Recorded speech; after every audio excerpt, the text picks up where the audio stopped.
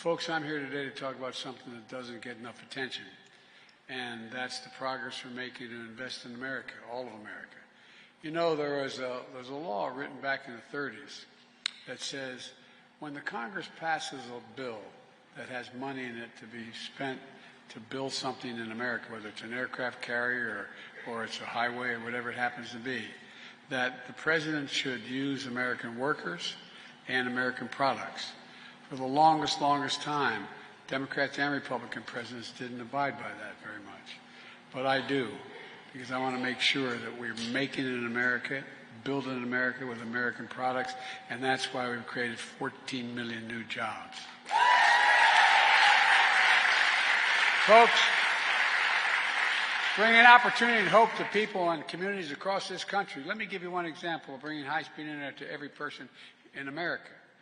Nearly a century ago, Franklin Delano Roosevelt signed the Rural Electrification Act, bringing electricity to every home and farm in America because it was in cities, but it wasn't in a lot of rural areas. Because electricity had become an essential part of modern life. So he wanted sure everyone had access to it.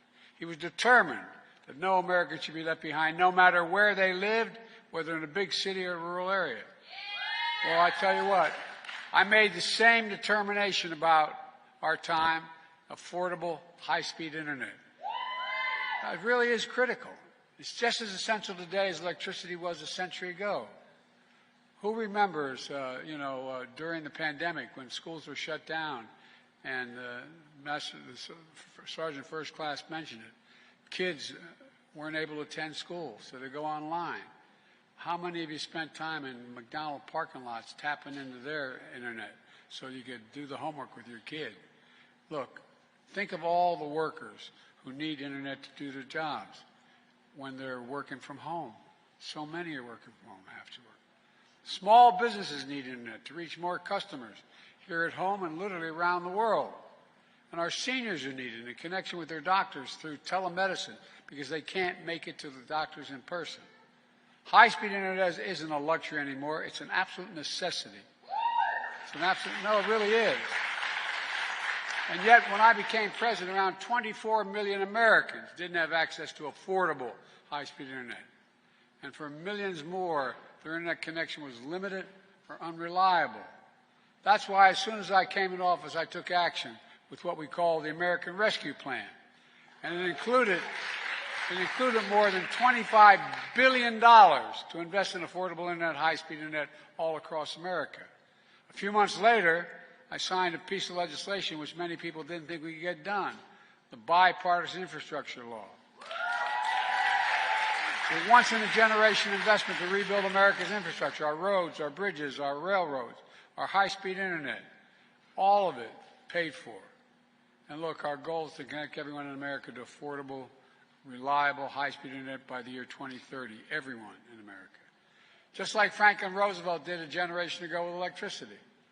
I promise to be a president for all America, whether you voted for me or not. These investments help all Americans in red states and blue states as well. We're not leaving anybody behind. Look around North Carolina, and with the leadership of Governor Cooper.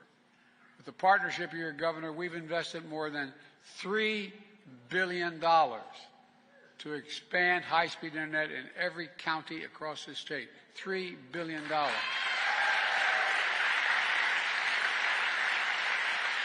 Fiber-optic cable is being laid in the ground as we speak.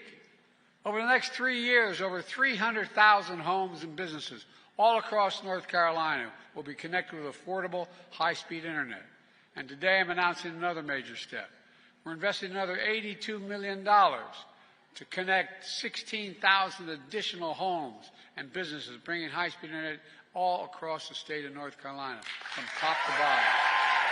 Folks, what we're doing here in North Carolina is just one piece of a much bigger story. To date, 40,000 infrastructure projects have been announced across this nation. Since I've been to office, we've created 14 million new jobs. 440 new jobs in North Carolina alone just since I came to office.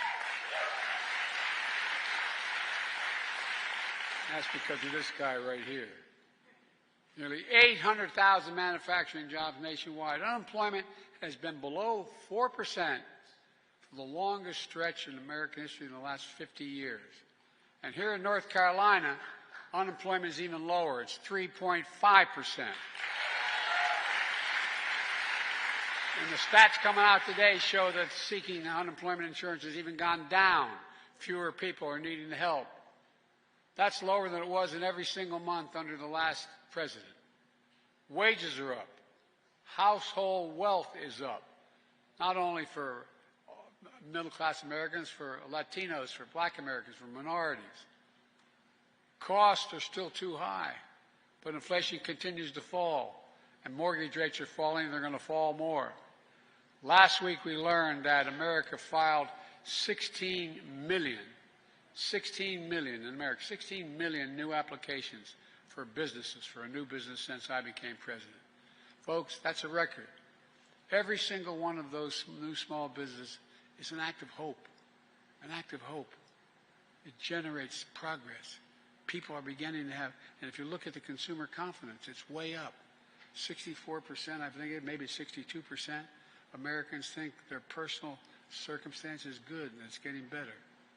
Meanwhile, thanks to the Invest in America agenda, private companies have invested over $640 billion, let me say it again, $640 billion in advanced manufacturing here in America. And by the way, you know, we invented that little computer chip which everything from your cell phone to your automobile needs. Guess what? We used to control it. We got down to the part we hardly manufactured any of it. And so what happened when things went bad, we didn't have access to all those computer chips that were being made in Asia and other parts of the world. So I got in the plane and went to South Korea. And I said, why don't you come invest in America? One thing led to another. Over $50 billion, people coming to America, investing and building these computer chip factories. And guess what? It's just getting started. But guess what? The fact is that these computer factories, they build what they call fabs. They're about as big as a football field, and they manufacture these chips. You don't need a college degree to work in it. You know what the average starting salary is? $116,000. $116,000. And look, put it all together. America has, this is a fact, the strongest growth rate of any and the lowest inflation rate of any major economy in the world. In the world. We have a lot more work to do. There's no question our plan of investing in America and the American people is working. It's all part of my economic vision. Building an economy from the middle out, from the middle class out, and the bottom up. That way the poor have a shot, middle class does well, and wealthy still do well. Well, they got to start paying their taxes. Let me close with this. When you see shovels in the ground, cranes in the sky, and people hard at work in these projects, I hope you feel pride in America. Pride in America. Pride knowing we can get big things done when we work together. You're all the real heroes. It's not hyperbole. You're the real heroes of this story. American workers, the American people, neighbors and community leaders doing the work to bring our cities into the future. That's what America does. That's why I've never been, and I mean this, and I've been saying this for a while, and the press has to cover me everywhere. I've been saying I'm optimistic.